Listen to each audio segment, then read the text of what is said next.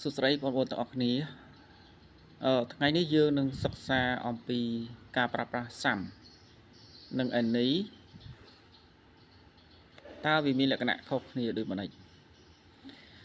ដំបូងយើងសិក្សាអំពី sum វា use with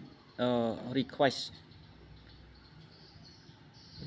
មានន័យថាសំណើឬក៏ការស្នើឬក៏ការស្នើសុំឧទាហរណ៍ Can I have some water please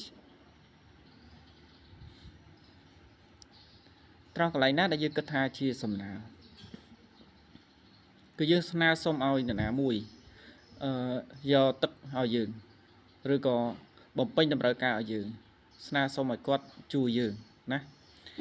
Could you pass me some bananas អូខេតើអ្នកអាចហុច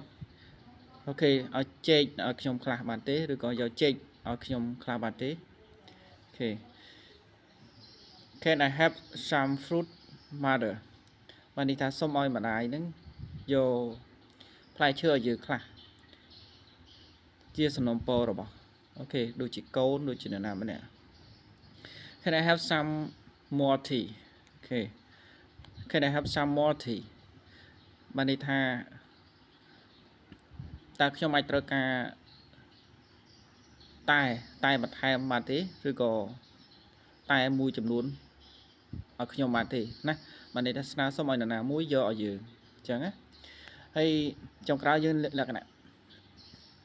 នៃការប្រើប្រាស់ sum យើងត្រូវបានប្រើជាមួយនឹង both count and uncountable noun បានន័យថាយើងប្រើ sum ជាមួយបានទាំងនាមរាប់បាននិងនាមរាប់មិនបានអញ្ចឹងយើងត្រូវចាំណាដូចជាពាក្យថា water យើងសង្កសំដៅទៅលើនាមរាប់មិនបានអូខេដូចជា banana នាមអូខេ countable noun បានន័យថាយើងអាចរាប់វាបានណាមួយទៀតតើតង fruit អូខេពេលហ្នឹងគឺយើងអាចចាត់ទុកថាជា uncountable noun រីឯ tea អូខេរីឯ tea តែមួយចំនួនឬក៏តែច្រើនអូខេអញ្ចឹងវាចូលលក្ខណៈជាលក្ខណៈអូខេ